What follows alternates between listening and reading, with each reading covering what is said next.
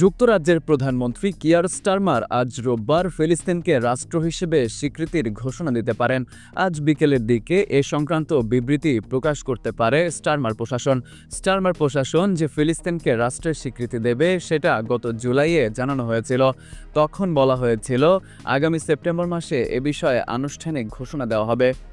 যুক্তরাজ্য সরকার জানায়, ইসরায়েল যদি ফিলিস্তিনের গাজায় যুদ্ধবিরতির শর্ত পূরণে রাজি না হয় এবং দ্বিরাষ্ট্রভিত্তিক সমাধানের জন্য দীর্ঘমেয়াদে টেকসই শান্তি স্থাপনে চুক্তি না করে, তাহলে যুক্তরাজ্য সরকার নিজেদের অবস্থান বদলাবে। ফিলিস্তিনকে রাষ্ট্র হিসেবে স্বীকৃতি দেওয়া হবে। ফিলিস্তিনের বিষয়ে যুক্তরাজ্য সরকারের এমন নীতি বদলের সমালোচনা করেছে ইসরায়েল। বিষয়টির সমালোচনা করেছে গাজায় জিম্মি থাকা ইসরায়েলিদের পরিবার ও বেশ কিছু রক্ষণশীল ব্যক্তি।